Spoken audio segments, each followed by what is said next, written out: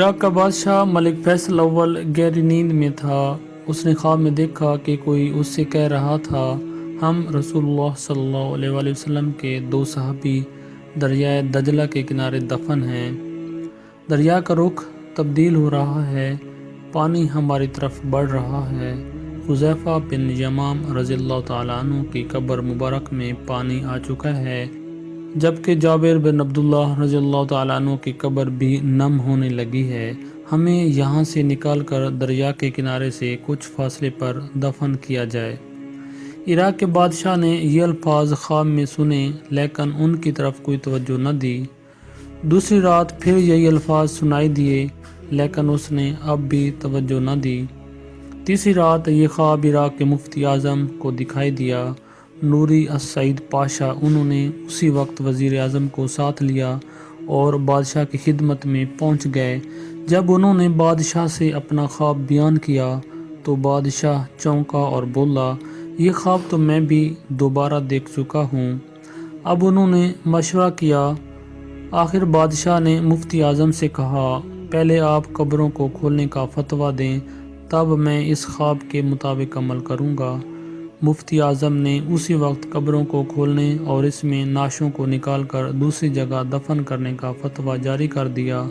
اب یہ فتویٰ اور شاہی فرمان اخبارات میں شائع کر دیے گئے اور اعلان کیا گیا کہ عید قربان کے دن دونوں اصحاب رسول اللہ صلی اللہ علیہ وآلہ وسلم کی قبریں کھولی جائیں گی۔ اخبارات میں جو ہی یہ خبر شائع ہوئی تو دنیا اسلام میں بجلی کی طرح پھیل گئی۔ اخبارات کی دنیا اس خبر کو لے اڑی، اور مزے کی بات یہ کہ حج کے دن تھے۔ تمام دنیا سے مسلمان حج کے لیے مکہ اور مدینہ میں پہنچے ہوئے تھے۔ انہوں نے درخواست کی کہ قبریں حج کے چند روز بعد کھولی جائیں تاکہ وہ سب بھی اس پروگرام میں شرکت کر سکیں۔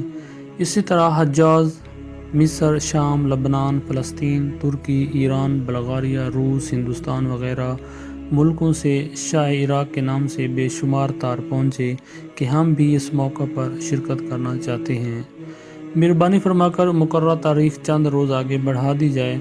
چنانچہ دنیا بھر کے مسلمانوں کی خواہش پر دوسرا فرمان یہ جاری کیا گیا کہ اب یہ کام حج کے 10 دن بعد کیا جائے گا۔ آخرکار وہ دن بھی آ گیا جب قبروں کو کھولنا تھا۔ دنیا بھر سے مسلمان وہاں جمع ہو چکے تھے۔ لاکھوں انسانوں کی موجودگی میں قبر کھولا گیا۔ حضرت حذیفہ بن یمان رضی اللہ تعالیٰ عنہ کی قبر میں کچھ پانی آ چکا تھا، جبکہ حضرت جابر بن عبداللہ رضی اللہ تعالیٰ عنہ کی قبر میں نمی پیدا ہو چکی تھی۔ اگرچہ دریائے دجلہ وہاں سے 2 فرلانگ دور تھا۔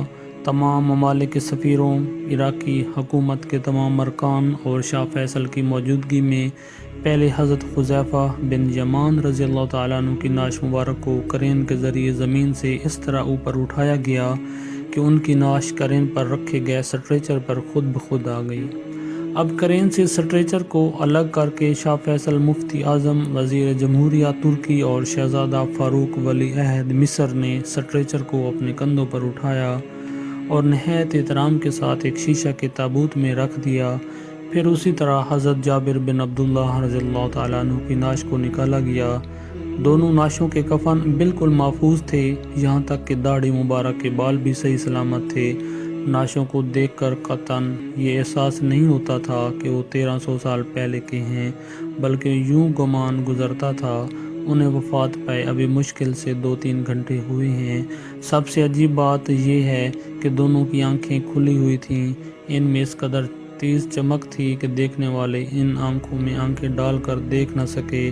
بڑے بڑے ڈاکٹر یہ منظر دیکھ کر دنگ رہ گئے۔ سچ ہے کہ محمد صلی اللہ علیہ وسلم کے غلاموں کا کفن میلا نہیں ہوتا۔ خود بھی پڑھیں اور دوستوں کو بھی شیئر کریں اور میرے چینل کو سبسکرائب کریں۔ شکریہ۔